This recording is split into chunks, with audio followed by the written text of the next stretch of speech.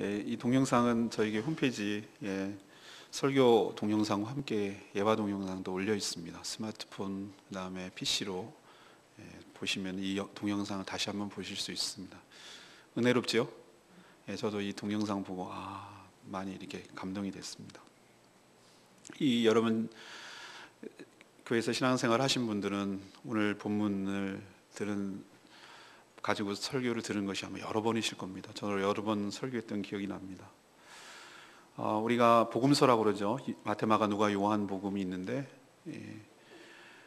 각각 하나씩만, 예를 들면 요한 복음에만 있는 게 있고 전체 다 있는 것만 있고 어떤 건 2개만 있는 것도 있고 그렇습니다. 근데 이 오병이의 기적은 마태, 마가, 누가, 요한 복음에 다 있는 거예요.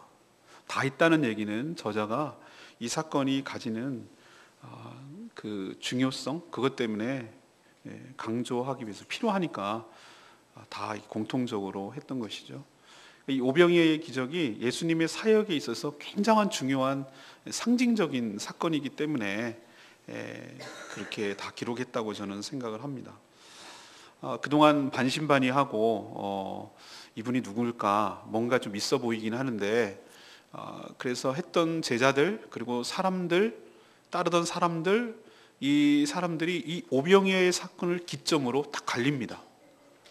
정말로 예수 그리스도시라고 믿고 따르는 제자로 남거나 아니면은 이 말이 어렵도다. 이번 주 저희들이 이제 쭉 이 오병이의 기적의 후속 이야기를 전개하는데 이 말 도대체 어렵다. 생명의 떡이라고 하시고 자꾸 자기를 먹어야 된다는 말이 하시는데 어렵다라고 해서 그때부터 많은 사람들이 떠나고 예수 그리스도와 함께 다니지 않더라. 이런 기록이 있어요. 그러니까 이 오병이의 기적, 이 사건이 예수님의 생애와 사역과 그것에서 굉장히 중요한 기점에 있는 것이기 때문에 이 모든 복음서가 다 다루고 있다고 생각을 하죠. 이 오병이의 기적을 통해서 무리들, 제자들 뿐만 아니라 이 기사를 읽는 우리들에게도 예수 그리스도가 누구신지 확실하게 알 수 있고 보여주시는 것이죠. 적어도 여러분이 신앙생활하고 교회생활 하시면은 내가 예수를 알지, 예수 그리스도를 알고 하나님을 알지라고 생각할지 모르지만 오늘 말씀을 통해서 남들이 말하는 예수 그리스도 말고 여러분에게 예수 그리스도가 어떤 존재인지, 개인적인 관계 속에서 예수님이 나에게 어떤 의미가 있는지, 어떤 분인지, 그리고 어떤 관계에 있는지 깨닫고 내가 예수 그리스도를 믿습니다라고 말하는 것이 그게 무엇을 의미하는 것인지 그것도 확실하게 알고, 그 예수 그리스도가 남들에게 대하는 것 말고 성경 속의 이야기 말고 그 내가 믿고 있는 그리스도가 나에게 어떻게 대하고 계시고 어떤 생각을 갖고 계시는지를 분명히 알아서 정말로 믿는다고 할 때 그 진짜 믿음이 그냥 막연하게 믿습니다라고 말하는 게 아니라 정말로 그 믿음이 실제화되는, 여러분의 삶에서 생활화되는, 그리고 그 믿음이 분명한 그런 시간이 오늘 말씀을 듣고 생겨나기를 간절히 축복합니다. 먼저 오늘 6절에 보니까 이런 얘기를 하세요. 이 사건의 스토리는 여러분 다 아시죠? 사람들이 이렇게 쭉 따라왔는데 예수님이 왜 따라왔을까 이렇게 보니까 이 4절에 보니까 이런 얘기가 있어요. 1절에 그런 얘기가 있죠. 디베라 갈릴리 바다 이제 건너편으로 가셨어요. 근데 요한복음에는 이게 안 나타나는데 다른 복음서를 저는 이렇게 대조해서 봤어요. 근데 왜 걸로 가셨을까라고 했더니 다른 복음서에는 인파가 너무 많이 몰려서 예수님의 인기가 막 너무 올라간 거예요. 그 인기는 뭐 때문에 됐냐면은 병자들에게, 오늘 2절에 나오죠. 병자들에게 행하시는 표적을 본 거예요. 병을 고치고 병을 치료해 주시고 그러니까 사람들이 많이 몰렸던 거예요. 요즘 21세기라고 하고 첨단의학을 걷고 뭐 인공장기까지 넣는 시대에 살고 있지만 아직도 인류가 질병을 온전히 치료하지 못하고 있잖아요. 그러면 2000년 전에 예수님 당시에는 어땠겠어요? 평균 수명이 40살이었다고 말을 해요. 그러니 얼마나 질병에 시달리고 살아가고 그렇게 그냥 그런가 보다 하고 살던 사람들이 얼마나 많았겠어요. 근데 예수님께서 오셔서 또 방법이 있다 하더라도 돈이 없거나 뭐 능력이 안 돼가지고 치료 못하는 사람이 얼마나 많겠어요. 그래서 그런 자들을 치료해 주시니까 막 소문이 나기 시작하고 완전히 센세이션을 일으킨 거죠. 그래서 예수님을 막 따른 거예요. 자기가 병이 없다 하더라도 옆에 누가 고쳐지는 거 보기만 해도 은혜가 되고 막 놀라니까. 그래서 구경이라도 할 마음으로 따른 거죠. 그래서 예수님이 너무 막 몰리니까 뭐가 문제가 되냐면은 다른 복음서에는 뭐라고 하냐면 식사할 겨를도 없었다고 그랬어요. 밥 먹을 겨를도 없고 식사할 겨를도 없고 휴식을 할 수가 없어요. 계속 사람들이 밀고 치고 고치고 그 사이 계속 되니까, 그래서 예수님께서 오늘 좀 일부러 휴식을 취하고 또 여유를 갖고 또 그 사역을 하기 위해서 일부러 디베랴 갈릴리 그쪽 반대쪽으로 이렇게 가신 거예요. 그리고 가셔서 또 산에 올라가셨어요. 왜 산에 올라가셨을까? 좀 쉬고 또 기도도 하고 그런 의미가 있지만 사람들이 막 이렇게 몰려오니까 치이는 거예요. 막 밀리고 치고. 우리도 가끔 뭐 뉴스에 보면은 인파에 압사당하고 막 그런 일이 가끔 생기잖아요. 너무 많이 한 곳에 몰려가지고. 그래서 좀 떨어져 있으면, 올라가면은 다른 사람들이 보이기도 하고 그러니까 그렇게 할 정도였어요. 여러분이라면 어떻게 했습니까? 물 들어올 때 노져와야 돼 이렇게 말하는 것처럼, 야, 인기가 뭐 메뚜기도 한철이라고 올라올 때 열심히 해야지 뭐 이렇게 생각이 드시겠습니까? 그것도 초창기 때나 그렇게 하는 거죠. 근데 계속 이렇게 겨를이 없고 그러면은 누구나 다 그런 걸 느낀다고 그래요. 내가 지금 뭐 하는 사람이지? 내가 지금 뭐 하고 있지? 뭐 때문에 이렇게 해야 되지? 막 돈을 많이 버는 사람도 그런다고 그래요. 너무 많이 벌리면 처음에는 좋은데 너무 내가 거기에 매여버리고 아무것도 못하고 그런 것 때문에 삶의 여유가 없어가지고 이거 아니었으면 좋겠다라고 생각하는 그런 경향이 있죠. 근데 예수님께서 이렇게 식사할 겨를도 없고 그렇게 휴식도 못하고 개인 시간도 갖지 못하고, 물론 그것을 위해 이 땅에 오셨지만 그렇게 여유가 없음에도 불구하고 왜 이렇게 사람들이 오는 것을 내어 쫓거나 마다하지 않으시죠? 그 이유는 다른 복음서에서 뭐라고 표현하고 있냐면은 이들이 목자 없는 양같이 유리방황하기 때문에, 불쌍히 여기기 때문에 그렇게 주님께서 오시는 자를 마다하지 아니하시고 다 맞아주셔서 치유하시고 회복하시고 은혜를 베풀어 주시는 분인 줄로 믿습니다. 우리도 마찬가지예요. 저는 이 모습을 보면서 예수님의 모습과 예수님을 따를 수밖에 없는 그 사람들의 나의 모습이 보이는 거예요. 여러분의 모습이 보이는 거예요. 여러분도 사느라고 사는데 삶의 여유가 없어요. 그리고 내 문제는 내가 스스로 해결할 수 없는 것들이 있어요. 하나씩 다. 그 당시 사람들은 배고픔의 문제, 그 당시 사람들은 두 끼밖에 안 먹었거든요. 근데 두 끼 먹는 것도 잘 먹는 거였어요. 어떤 경우는 한 끼도 먹고 어떤 데 굶는 것도 있고. 실업률이 당시에 60에서 70%라고 그래요. 이날이 명절날이었습니다. 보세요. 명절날이 가까워오는데 이렇게 했어요. 4절에 보니까 마침 유대인의 명절이 가까운, 명절이면 어떻죠? 가족들하고 보내거나 예루살렘에 가야 되는데 지금 갈릴리 바다예요. 여기는 북쪽이에요. 명절도 세지 못하는, 그런 경비조차 없고 예루살렘에 가는 경비조차 없이 그렇게 삶이 넉넉고 아무것도 할 게 없고 할 일도 없고 할 것도 없고, 그러니까 예수님 누가 오셨다니까 그냥 아무 생각 없이 대책 없이 그냥 우르르 딸려다니는 그 군중들의 모습, 무리들의 모습을 예수님은 목자 없는 양같이 지금까지 저렇게 유리방황하는 저들을 보고 불쌍히 여기는 마음이 생겼기 때문에 그들을 내쫓거나 자기가 식사하고 쉴 겨를도 없음에도 불구하고 그들을 품으시고 그들을 마다하지 아니하시고 그들을 자기에게 오는 것을 다 감당해내시고 수용하시고 치유하시고 회복하시고 은혜를 베풀어 주신 줄로 믿습니다. 우리는 그렇게 많이 밀리면은 그냥 군중으로 여길 것 같고 그 중에 하나의 나일 것 같은데, 예수님께서는 그것을 그냥 무리들이라고 말하지 아니하시고 한 사람 한 사람 개인을 귀하게 여기시고 그 사람의 눈높이와 그 사람의 그 문제를 핵심을 보시고, 이 사람이 병에 이 질병에 걸렸으면 그걸 치료하시고, 어떤 자는 귀신이 들려서 그랬으면 귀신을 쫓아내시고, 그 연약한 것에 그 맞춰서 맞춤형으로 그렇게 그들을 치유하시고 하신 것을 볼 때 우리도 주님께 가면 주님께서 우리를 마다하지 아니하시고 불쌍히 여기시고 긍휼히 여기셔서 우리 형편에 맞도록 우리의 가장 삶의 아킬레스건이 되고 가장 힘들어하는 그 문제가 무엇이건 간에 주님께서 그렇게 치유하시고 회복하여 주실 줄로 믿습니다. 지금 이 오병이어의 기적을 일으키는 상황은 굉장히 좋지 않아요. 여러분도 알다시피 지금 말씀을 전하고 그 말씀을 경청하다 보니 누구 하나 그 뒤에 생각을 못한 거예요. 이 많은 사람들을 이제 어떻게 집으로 보내야 되는데, 지금 어디로 갈지도 이 사람들 가는, 집으로 가는 것도 문제, 간다 한들 먹을 것도 없는 사람들, 그리고 여기는 현재 들판이고, 어디서 그 많은, 지금 5천, 남자만 5천 명이면은 여자들까지, 어린이들까지 하면 2만 명이 될 거라고 추정을 하는데, 그 많은 사람들을 어떻게 할 것이며, 어디서 살 수 있겠으며, 아니면 돈은 또 어디서 날 것이며, 우리가 보기에는 도저히 안 될 것 같은 객관적인 상황이에요. 여러분이라면 이런 상황에서 어떻게 하시겠어요? 근데 놀랍게도 오늘 6절에 있는 말씀이 저는 굉장히 은혜가 됐어요. 빌립에게 이런 말을 했어요. 5절에 우리가 어디서 떡을 사서 이 사람들을 먹이겠느냐라고 물어는 보셨지만, 성경 6절은 이렇게 말씀하고 있어요. 이렇게 말씀하시는 이유는 친히 어떻게 하실지를 아시고 그랬어요. 아시고. 그러니까 하나님께서, 예수 그리스도께서 말은 빌립에게, 야, 이 사람들, 이 많은 사람들을 우리가 어디서 사서 떡을 먹일까라고 물어는 보셨지만, 사실은 우리가 모르는 것이 하나 있었는데, 하나님께서, 친히 예수 그리스도께서 이 모든 우리가 생각하는 난제들, 도저히 안 된다고 생각하는 이 상황 속에서 하나님은 우리를 향한 계획이 이미 갖고 계신 줄로 믿습니다. 이게 놀라운 은혜가 됐다는 거예요. 저를 향한.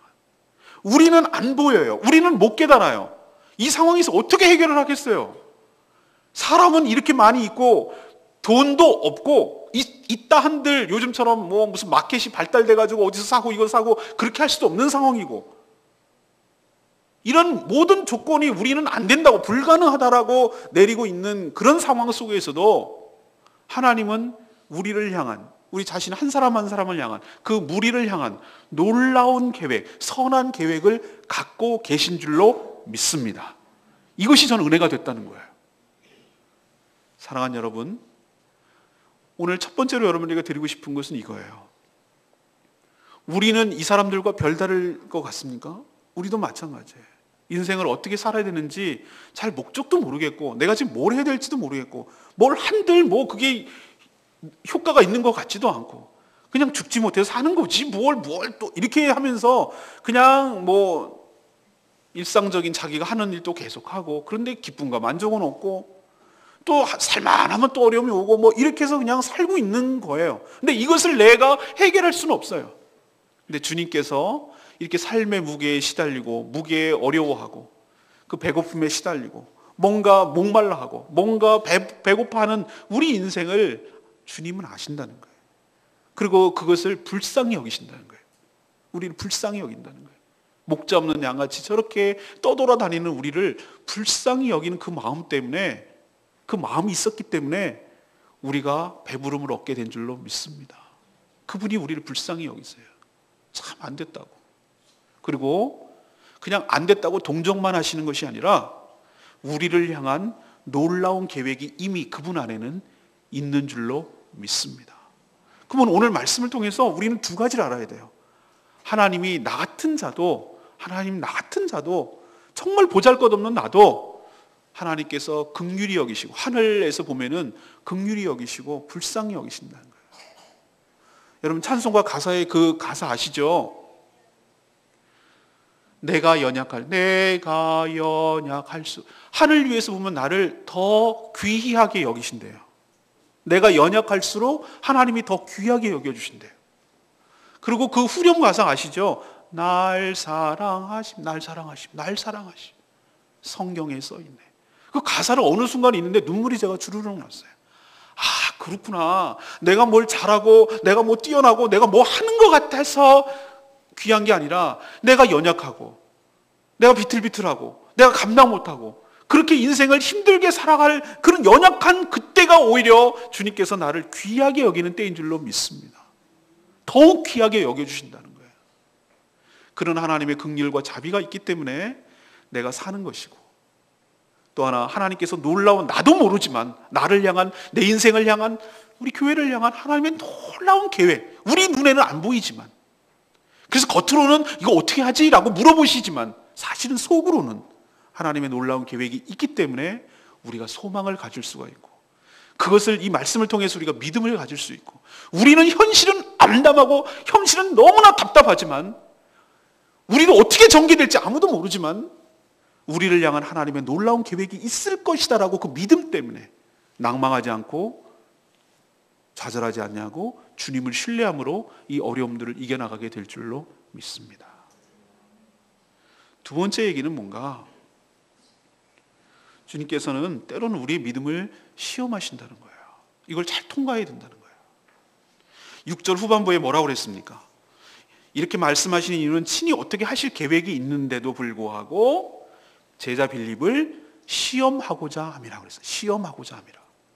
여기서의 시험은 템테이션의 개념이 아니에요. 유혹하는 개념이 아니에요. 선악과를 먹어라, 또 마귀가 이 돌을 떡되게 해라, 이런 템테이션이에요. 근데 여기서의 이거는 시험은 테스트의 개념이에요. 우리도 회사에서, 그다음 학교에서 시험을 보는 것이 뭐죠? 얼마나 공부를 했는가. 교사 입장에서는 얼마나 내가 잘 가르치고 아이들이 잘 그걸 이해했는가. 그런 모든 것들을 하기 위해서 테스트를 하거든요. 우리는 자꾸 등수만 생각하는데 그게 아니라 정말 그것이 잘 됐는가, 어느 정도 익었는가, 어느 정도 숙성했는가, 어느 정도 수준인가라는 것을 알기 위해서 우리도 테스트하거든요. 예수님께서 이렇게 우리들을 테스트할 때가 있단 말이에요. 예수님이 물어봤잖아요. 우리가 어디서 떡을 사겠느냐, 이것을 사겠느냐, 이렇게 질문하는 그 자체가 테스트예요. 근데 그 제자들의 반응을 보세요. 근데 제자들이 꼭 우리 같아요. 빌립 빠른 서치, 잽싸게 딱 보고, 이 정도쯤은 얼마 되고 딱 답이 나와요.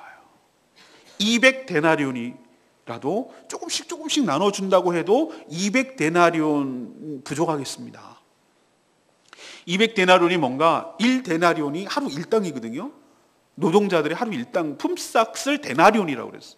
그럼 200일 치니까 한 몇 개월 되겠습니까? 한 8개월 정도 되는 거예요. 여러분 이렇게 열심히 일하시는 분들, 육체적으로 일하시는 분들 8개월 일당 임금이에요. 그러니까 적은 돈이 아니에요. 그렇죠? 그것을 딱 계산을 한 거예요. 그렇게 대답하는 이유는 뭡니까? 뭐에 기반을 했습니까? 이 빌립이 뭐에 기반한 거예요? 현실에 철저하게 기반을 둔 거예요. 현실의 인식에서 벗어나지를 못하는 거예요. 근데 저라도 그렇게 대답했을 거예요.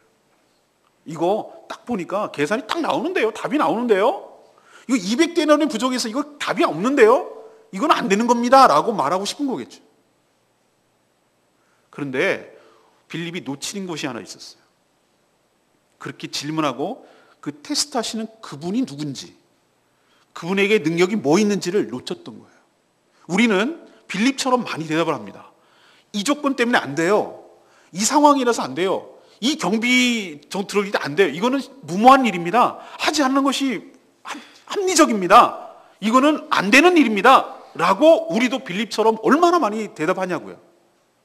그런데 우리가 정작 놓치고 있는 것은 뭐냐면은 이것을 질문하실 분이 이미 생각이 뭔가 있겠지 이렇게 말하실 때는 놀라운 선한 계획이 있고 나를 지금 믿음을 테스트하기 위해서 물어보시는 것을 주시는데 저분이 저렇게 말할 때는 뭔가 생각이 있겠지, 계획이 있겠지, 저분은 생각하신 대로 할 수 있는 능력이 있는 분이지, 예수님이 누군지를 놓치고 너무나 이 세상의 기준에서 우리 눈에 보이는 것에서 그 수준에서 대답을 하는 경우가 얼마나 많은지 몰라요.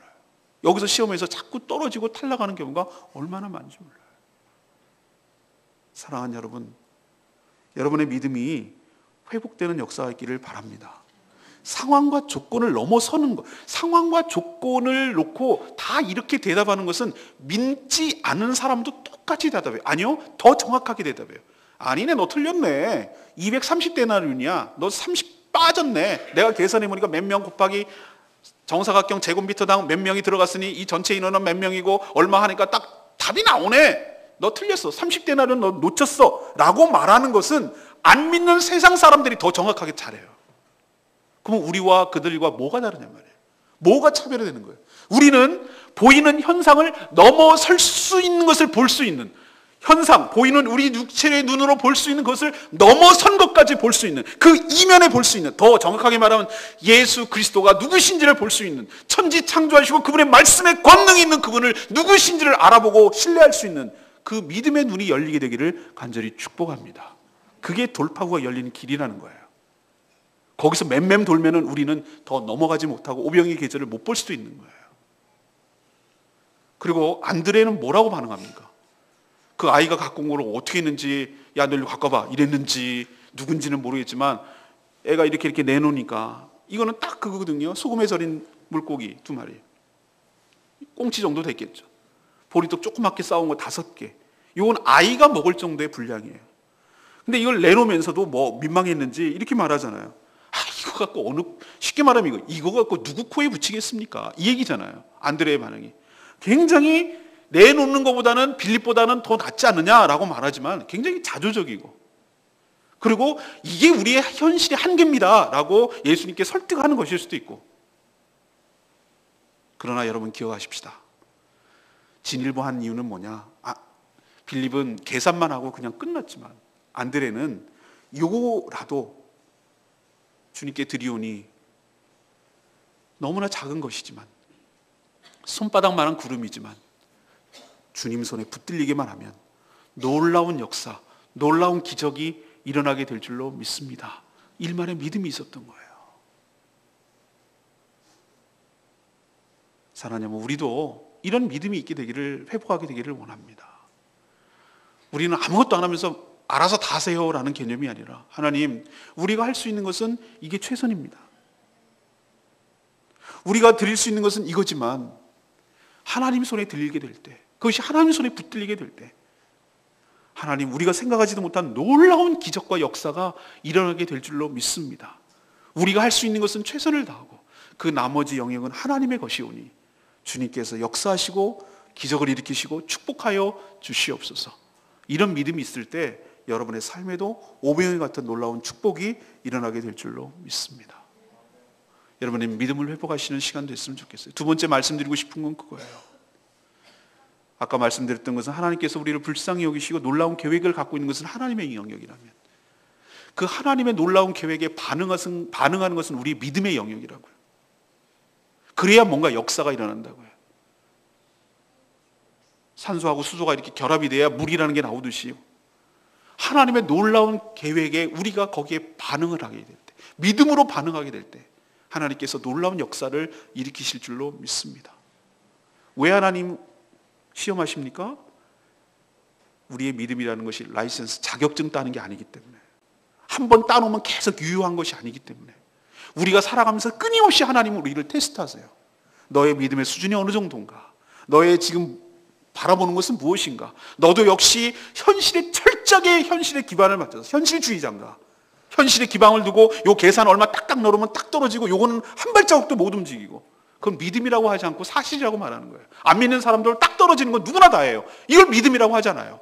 믿음은 뭔가? 여러분 잘 아시는 대로 히브리서 11장 1절 말씀대로 바라는 것들의 실상이요 보이지 않는 것들의 증거인 줄로 믿습니다. 우리는 보지 못하는 것들을 보는 사람들이에요. 바라는 것들이 실제의 상이래요. 실제래요. 바라는 것들이 어떻게 소망이지 실제냔 말이에요. 그러나 우리 믿음의 세계에서는 그것이 실제예요.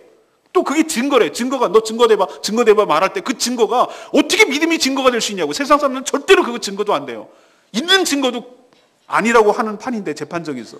근데 우리는 뭐죠? 바라는 것들의 실장, 보이지 않는 것들의 증거래요. 이렇게 내미는 게 믿음이에요.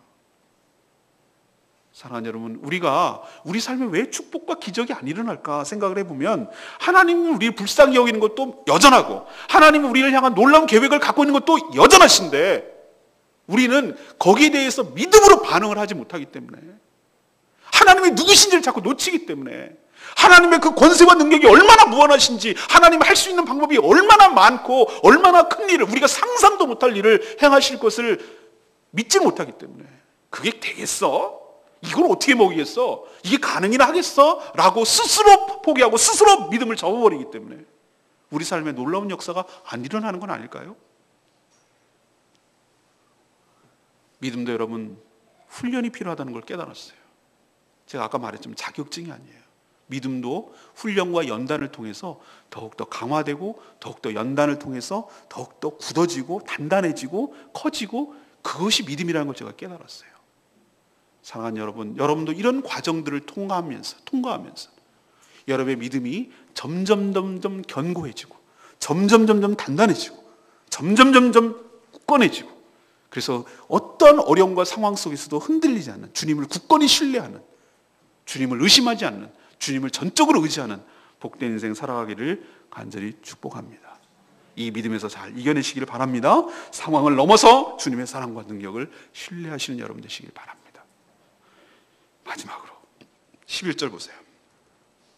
예수께서 떡을 가지고 축사하신 후에 앉아있는 자들에게 나눠주시고 물고기도 그렇게 그들의 원대로, 원하는 대로, 달라고 하는 대로, 원하는 대로 저 좀 더 주실 수 있게. 저는 물고기 10마리 먹어도 돼요? 그동안 너무 굶었는데 10마리. 저는 보리떡 좋아하기 때문에 20개 먹어도 돼요? 20개. 원대로 주시는 예수님. 그러나 이 은혜를 받기 위해서 예수님께서 사전 조치를 하신 것을 볼 수 있어요. 이 요한복음에는 안 나오지만 다른 복음서에는 이렇게 얘기합니다. 거기가 커다란 산이었고 잔디가 있다. 풀밭 잔디가 있었어요. 근데 예수님께서 희한하게 앉으라고 하세요. 서지 말라고 하세요. 그리고 100명 단위, 50명 단위로 앉히세요. 왜 그럴까? 라고 생각을 했는데 계산하기 편하려고 그러는 건가? 하나님의 은혜를 받기 위해서는 서서 움직이고 그러면 안 돼요. 앉아서 그 은혜를 받을 준비를 해야 되고 질서가 유지돼야 됩니다. 하나님은 질서의 하나님이세요. 그리고 받을 준비를 해야 돼요. 그러지 않으면 하나님께서 주실 수가 없어요. 그것이 유대인들에게 식사하는 모습이기도 해요. 서서 하는 게 아니라 비스듬히 누웠거나 앉거나 해서 먹는 것이죠.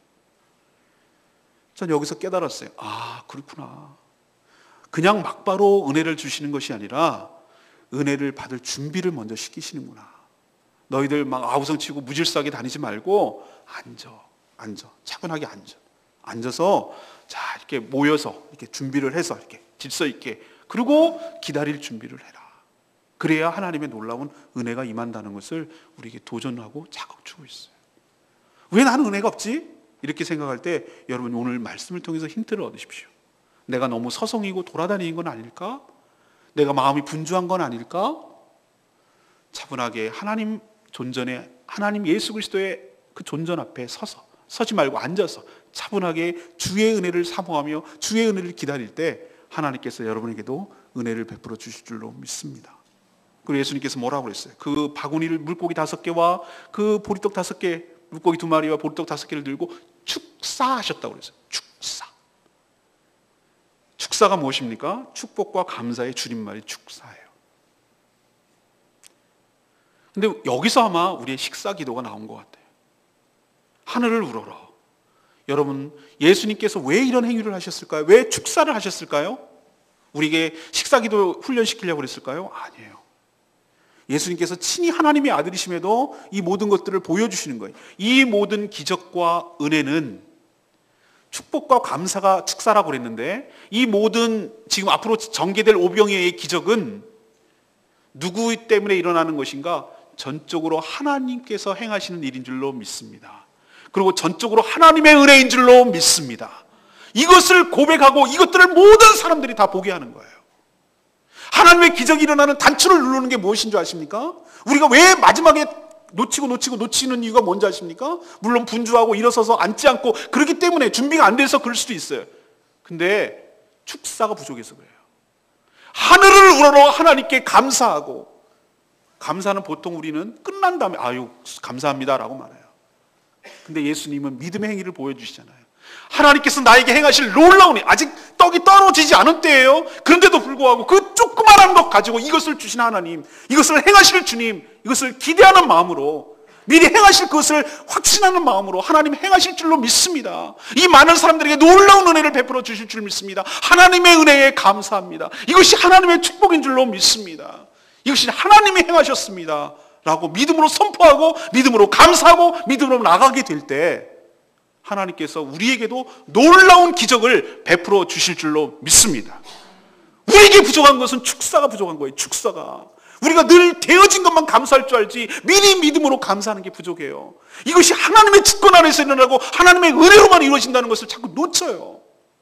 그렇기 때문에 우리가 축사하지 않고 내가 힘으로 어떻게 해보려고 하니까 힘들어지고 어려워지는 거예요. 하나님의 은혜는 오늘 말씀드린 대로 충분히 주시는 분인 줄로 믿습니다. 충분히 감질나게 주시는 것이 아니라 원하는 대로. 하나님의 은혜는 이렇게 오시는 거예요. 겨우 미안해, 내가 요거밖에 형편이 안 돼서 요거 먹고 그래, 이렇게 하시지 않아요. 하나님은 충분히 주세요. 이게 하나님의 축복이에요.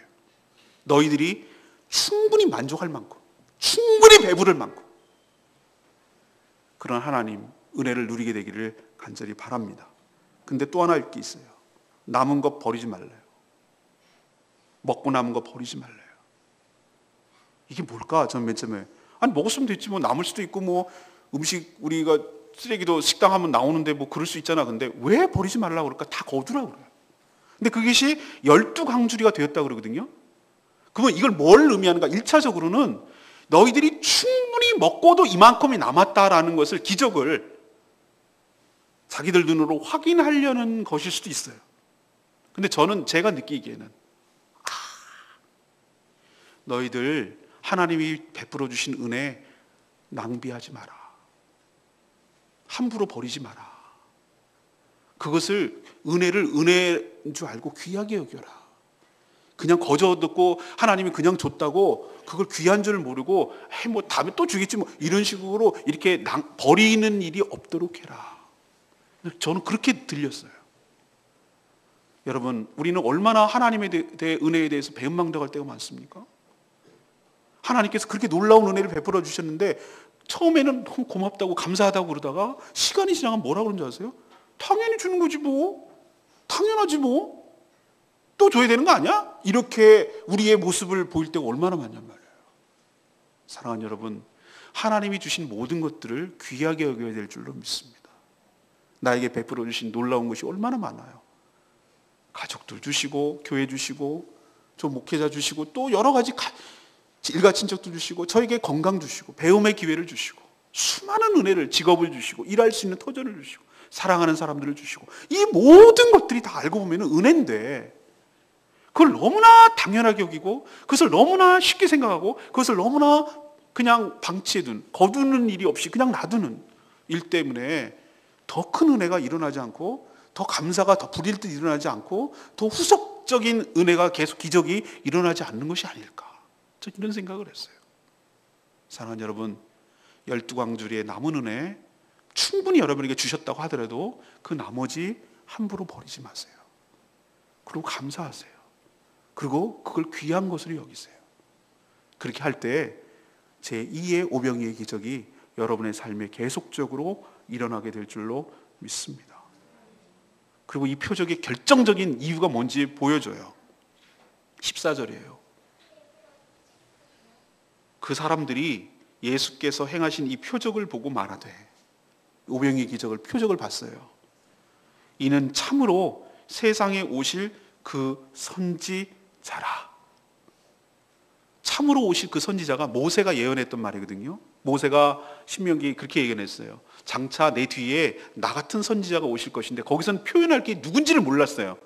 그렇지만 하나님의 계시를 받고 메시아가 올 것을 그렇게 표현한 거예요. 나 같은 메시아가 올 건데 그분이 너희들을 가르쳐 주실 것이다 라고 얘기했기 때문에, 이 사람들이 뭐라고 생각하면, 그 선지자라고 말하면 더 특정 그 선지자라고 말하는 것은 선지자 중에 하나가 아니라 바로 모세가 예언했던 그 메시아라는 것을 의미하는 거예요. 사랑하는 여러분, 이것이 우리에게 은혜를 베풀어 주시는 결정적인 이유입니다. 이것을 통해서 제자들 그리고 무리들이 뭐라고 인식하기 시작했냐면은, 이 예수님이 그냥 랍비고 여러 선지자 중에 하나고 간만에 나타난 선지자 중에 한 명인가? 이렇게 생각을 하고, 또 나한테 배부르는 걸 주고 병도 고치고 이런 것으로 기적을 일으키는 분인가? 구경할 거리인가? 이렇게 그냥 반신반의하고 누군지 잘 모르고 그분을 찾았는데, 이 오병이어의 기적을 통해서 바로 그 메시아, 하나님이 보내실 바로 그분, 그리스도라는 것을 그때야 비로소 확실하게 깨닫게 된 줄로 압니다. 사랑하는 여러분도 똑같아요. 기적이 기적으로 끝난다면 그게 무슨 기적이겠어요? 제가 기적이 믿음의 근거가 아니라고 말씀드렸잖아요. 기적을 표적으로 받아들일 때 그것이 기적이 의미가 있게 될 줄로 믿습니다. 그냥 미러클, 와 놀라운 일인데 라고 하면 기적으로 끝나요. 기적을 늘 구하고 찾는 사람들에게 늘 기적만 찾다가 볼일 다 봐요. 그게 믿음의 근거가 될 수 없어요. 기적이 나에게 주는 사인, 의미가 뭔지를 분명히 알 때 그 기적이 여러분에게 개인화되고 여러분에게 그것이 믿음으로 다가오게 될 줄로 압니다. 이것을 통해서 그냥 배부른 걸로 여기지 아니하고 이분이 메시아라는 확신을 갖게 됐다 이 말이에요. 사랑하는 여러분, 여러분에게도 하나님께서 놀라운 기적을 일으키실 거예요. 근데 그게 기적이 기적으로인지도 모르고 이게 하나님께서 놀랍게 베풀어 주신 표적인지도 모르고 스쳐 지나갔던 기적이 얼마나 많은지 여러분 아세요? 여러분도 하나님께서 삶을 개입하시고 가만 지금 되돌아켜 보세요. 죽을 고비, 힘든 고비 얼마나 많이 넘어갔는데 운이 좋았지, 내가 그때 어떻게 잘 넘어갔지, 잘 버텼지, 이게 아니라 그게 알고 봤더니 하나님의 놀라운 개입이었고 놀라운 기적이었는데 그것을 표적으로 받아들이지 않고 그것이 하나님께서 행했다는 은혜로 받아들이지 않고 넘어가는 경우가 얼마나 많습니까?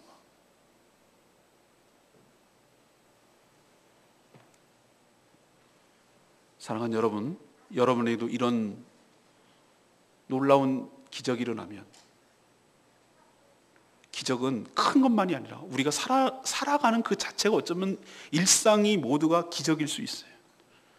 오늘 내가 숨쉬고 여기까지 온 거, 눈길에 안 부딪히고 여기까지 온 거, 누가 감이란다, 내가 건강하고 지금까지 산 거, 가족들이 큰 무탈하게 그냥 살아간 것, 이게 당연한 것이 아니고 하나님의 놀라운 은혜이고 기적인 줄로 믿습니다.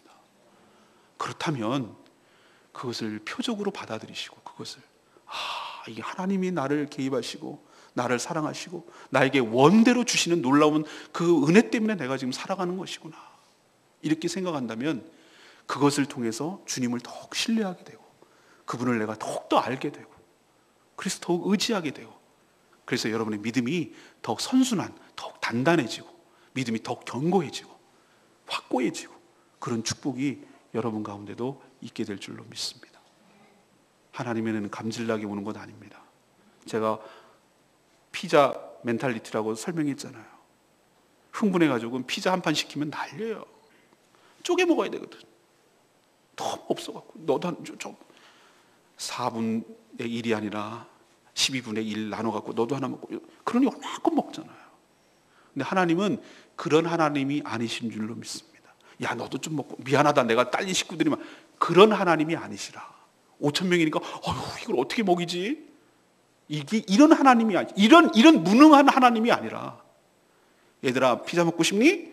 예, 여기 100판 더 하나님께서 여러분에게 원하는 대로 주시도록 하나님께서는 그렇게 은혜를 쏟아 부어 주시는 줄로 믿습니다.